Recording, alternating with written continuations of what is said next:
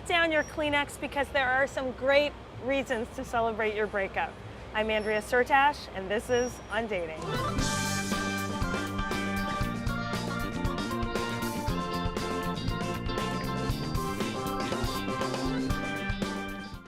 What's the best way to get over someone? Best way to get over somebody would be ice cream. Involve yourself in other activities and spend a lot of time with your friends and just keep yourself busy to keep your mind off of things.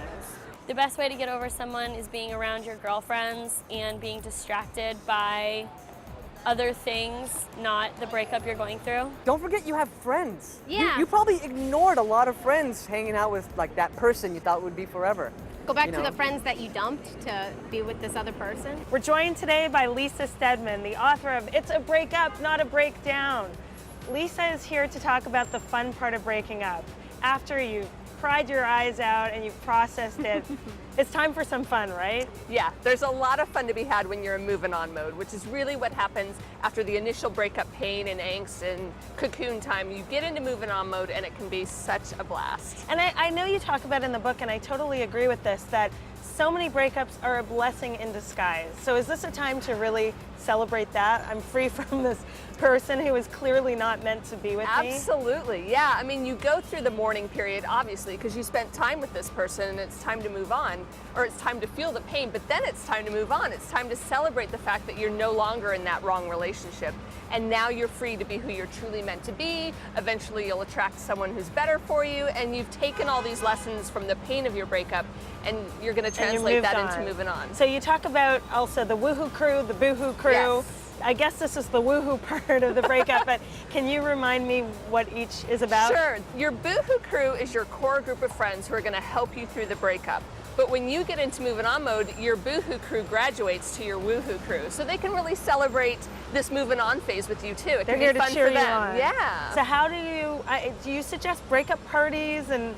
I suggest moving on parties. So what's how would I set up a moving on party? Well, the difference is a lot of people throw divorce parties or breakup parties. This is not focused on your ex. A moving on party is all about celebrating your new life, the life that's still kind of happening. You're still in transition, but you're saying, I'm ready to start.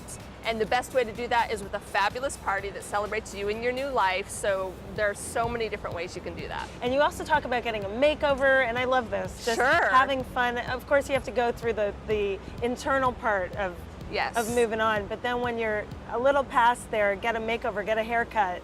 These things make us feel really good about. I mean, who doesn't want to feel sassy and pretty? And so a new cut, color, and highlights, new makeup, new wardrobe, whatever is going to make you feel better. Mani-pedi, it's really the things that when you think, I just need a little spice, I need something to spice up how I feel, to really kickstart moving on mode, that's what you should do. That's the time to do it. Yeah. Okay, Lisa, so you've had this fabulous moving on party, your hair is sassy, you've had a makeover. What are some other great ways to move on?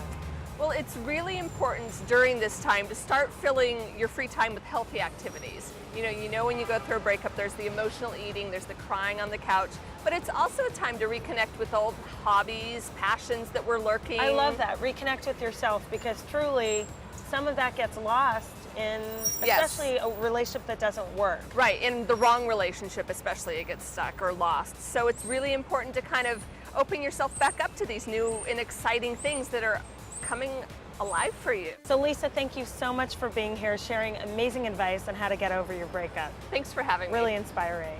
Be sure to check out Lisa's blog, breakupchronicles.com. Buy her book, It's a Breakup, Not a Breakdown. And you can always write me with your questions at ondating.tv. Thanks for watching On Dating. And remember, even a bad date makes a great story. So get out there and always have fun. I'm Andrea Syrtash. I'll see you next time.